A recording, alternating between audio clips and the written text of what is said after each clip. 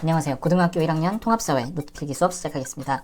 오늘 수업은 5단원 시장경제와 금융 중에 세 번째 국제무역 관련된 내용인데요. 여러분 평소에 많이 들어보셨을 비교우위와 절대우위 두 가지 내용 조금 어려울 수도 있는데 이 두 가지를 가지고 국제분업 그리고 무역이 발생하는 이유 그 세부 내용에 대해서 요 표 계산하는 거 있죠? 이런 내용들에 대해서 한번 자세히 살펴보도록 하겠습니다. 자, 집중해 주시고 그럼 바로 수업 시작할게요. 먼저 무역과 국제분업의 정확한 뜻부터 짚어보고 가겠습니다. 무역은 국가 간의 수출 수입을 하는 걸 말하죠. 그래서 국가 간에 한 국가의 국경을 넘어서 이루어지는 상품 교환 또는 서비스와 생산 요소 이런 것들을 교환하면서 거래하는 것을 무역이라고 합니다. 이 무역은 과거에는 재화 중심이었는데 최근에 요즘에 오면서 서비스와 생산 요소에는 자본 또는 기술 이런 것들이 이제 생산 요소라고 하는데요. 이런 것들 중심으로 점점 변화하고 있다고 합니다. 자, 그렇다면 두 번째로 국제 분업이란 무엇인지 한번 뜻 정리해 보도록 하겠습니다. 나누어서 일을 한다는 뜻이죠. 나눌 분자를 씁니다. 국제 분업은 국가별로 잘 만드는 게 따로 있을 거 아니에요? 그 잘 만드는 걸 만들 때 유리하게 생산비를 적게 들여서 잘 만들겠죠? 그래서 그런 식으로 국가별로 유리한 상품을 집중해서 그것만 만드는 걸 특화한다고 합니다. 특화해서 생산하는 것 요것을 국제 분업이라고 합니다. 각국이 자기네가 유리한 거 잘 만드는 것만 집중해서 딱 일을 나누어서 한 다음에 교환을 하면 더 좋다는 거고요. 자, 그런 거를 특화라고 한다. 잘 기억해 주시기 바랍니다. 세 번째, 무역은 그럼 왜 필요할까요? 무역은 모든 나라가 그 자원이 다 달라요. 각자 가지고 있는 게 잘 만드는 물건도 다르고 그래서 자국에서 잘 못 만드는 자국에서 얻기 힘든 그러한 또는 자국에서 만들면 만들 수는 있는데 생산비가 너무 비싸요. 우리나라에서 막 대농장, 바나나 농장을 지으면 그 비닐하우스 뜨겁게 하는데 돈이 너무 많이 들어가요. 그래서 그런 데서 만들기 힘든 그런 것들을 서로서로 교환해서 물건을 획득하기 위해서 무역이 필요합니다. 두 번째는요. 오늘 수업할 근본적인 이제 큰 주제인데요. 서로 특화해서 만든 상품을 각자 만들어서 생산하고 교환하면 그 특화랑 국제분업, 무역하기 이전보다 서로 상호 간의 경제적인 이익을 얻을 수가 있습니다. 어떤 식으로 이익을 얻게 되는가는 오늘 이 표를 통해서 설명을 해볼 거고요.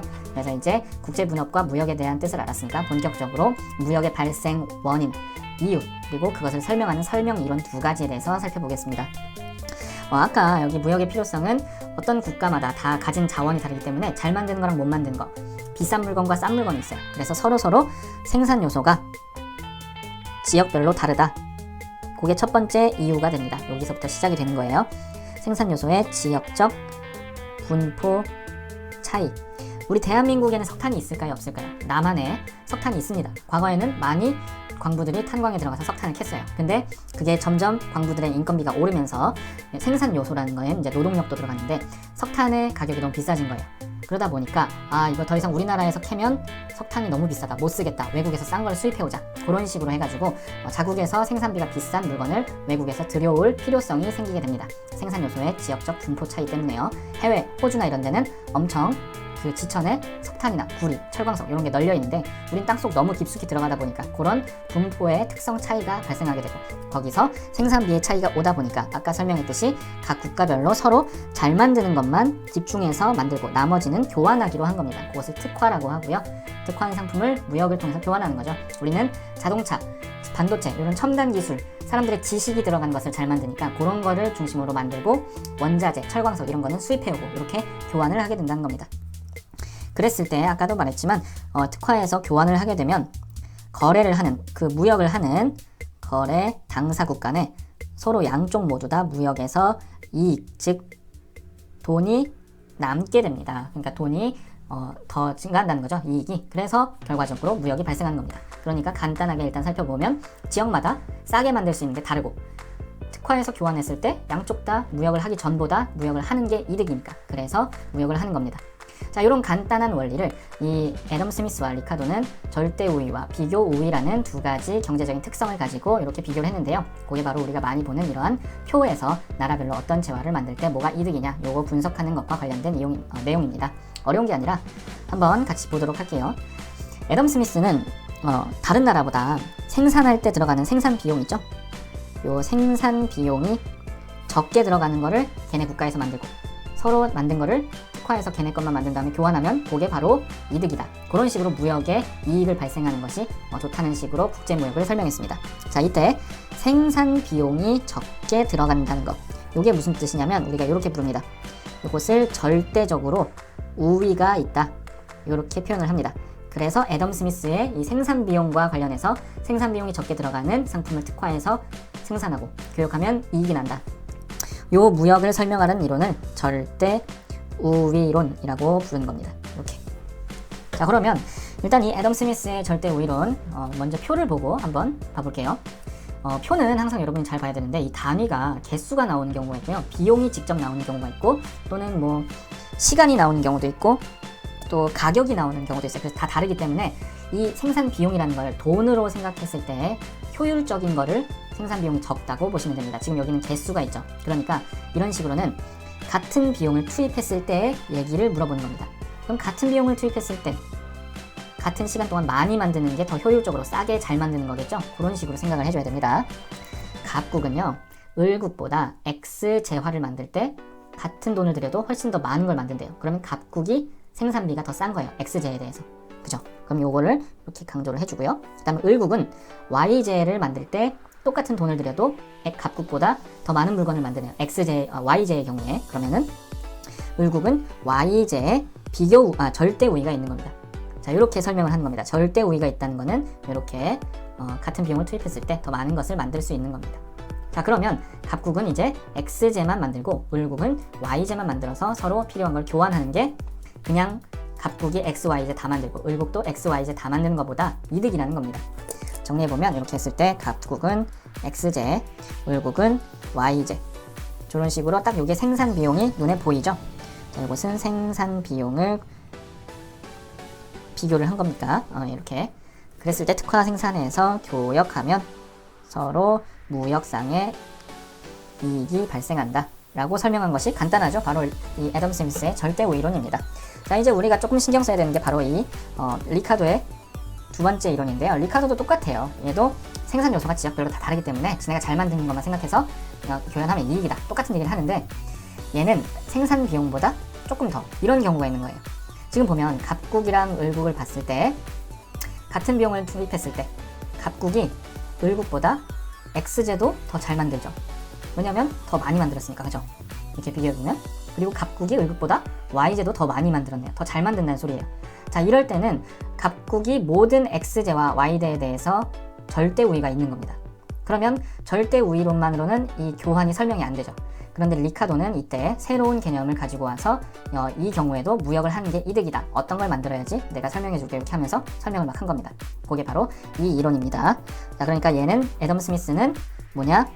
절대적인 생산비 요것을 기준으로 설명을 했고 리카도는 뭘 얘기했을까? 다른 나라보다 얘는 기회비용 개념을 가지고 왔습니다. 우리 기회비용 뭔지 모르겠으면 그 기회비용 한번 공부 다시 하고 오시고요. 내가 어떤 걸 선택하면 그 시간 동안 똑같은 돈을 들였을 때 포기하는 거, 다른 어떤 거 있죠? 그걸 기회비용이라고 하잖아요. 그래서 그거를 가지고 이걸 설명한 거예요. 그리고 리카도는 이 기회비용이 적게 들어가는 요것을 이제 이렇게 우리는 표시합니다. 이거를 비교 우위가 있다. 이런 식으로 표현을 하고요. 그래서 리카도의 이론은 다른 나라보다 기회비용이 적게 드는, 즉 비교 우위가 있는 상품을 특화해서 그걸 교환하면 이득이다. 그래서 리카도의 이론은 비교 우위론이다. 이렇게 이야기를 합니다. 자, 이제 요거까지는 이제 쉽죠. 그러면 이제 요거를 이제 표에서 같이 적용을 해서 이제 문제를 풀어봐야겠죠. 그거 같이 한번 해보겠습니다. 자, 아까 봤다시피 갑국은 을국에 비해서 같은 비용을 투입했을 때 X, Y 두 가지 물건 모두에서 절대 우위를 가지고 있습니다. 자, 이런 식으로는 이 절대 우위, 생산 비용만 놓고 봐서는 교환의 이유가 나타나질 않습니다. 그게 이제 애덤 스미스의 한계점이 되겠죠. 그래서 생산 비용 말고 비교 우위가 있는, 즉 기회 비용을 봐야 된다는 겁니다. 그래서 이렇게 내려가서 다시 한번 표를 그어주고 여기서 기회 비용을 분석해야 된다는 겁니다. 이렇게. 그러면 요게 무역의 이득이 드러난다는 겁니다. 한번 비교해 볼게요. 근데 일단은 해보고 가겠습니다.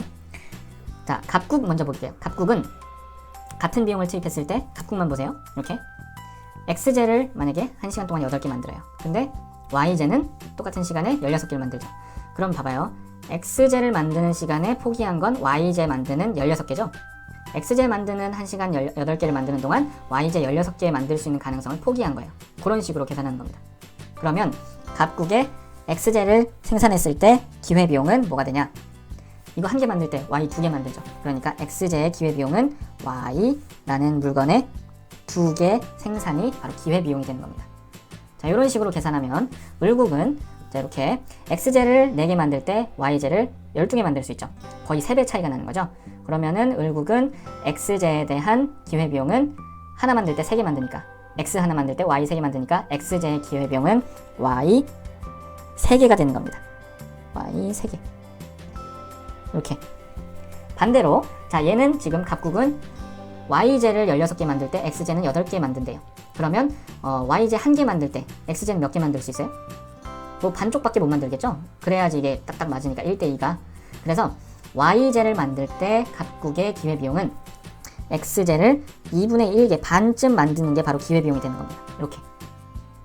그 다음에 이렇게 을국의 경우에 y제를 만들 때 지금 3배 차이가 났죠? 그러면은 y 하나 만드는 동안 을국에서는 x는 3분의 1개밖에 못 만드는 거죠. 그래서 이 y제에 대한 을국의 기회비용은 x 3분의 1개가 되는 겁니다. 자, 그러면 이제 기회비용 다 정해졌죠. 이제 작은 것만 찾으면 됩니다. 자, 먼저 x제부터 볼게요. 재화별로 보면 됩니다. 이렇게 이제 비교할 땐 항상 재화별로 이렇게 x제는 누가 더 기회비용이 작아요? 2개, 3개. 갑국이 작죠. 그러면 갑국은 x제를 얘가 만드는 겁니다. 파란색으로 해줄게요. 이런 식으로. 그 다음에 을국은 자, y제는 누가 기회비용이 작나요? 2분의 1, 3분의 1. 3분의 1이 작죠? 자, 그러면 요거 을국은 y제는 을국이 만들어라. 이렇게 되는 겁니다. 자, 그럼 간단하죠? 여기서 이제 갑국은 그럼 뭘 만들어요? 여기서 x제. 그 다음에 을국은 y제. 이걸 만들어서 특화해서 똑같이 교역하면 서로 무역에 이익이 발생한다. 그러니까 리카도가 뭐 한 단계 더 나아가는 건데 전체적으로 보면 똑같은 내용을 얘가 한 단계 더 나아가서 설명한 겁니다. 기회비용이라는 개념까지. 얘는 생산비용만 본 거고. 자, 이렇게 구분해 주시면 됩니다. 즉 리카도는 요 국제무역을 상대적인 생산비라고 우리가 표현하는데요. 이 상대적인 생산비는 우리가 한 번 더 계산해서 구한 바로 기회비용이 되는 겁니다. 자, 그래서 이렇게 정리해 주시면 되고요.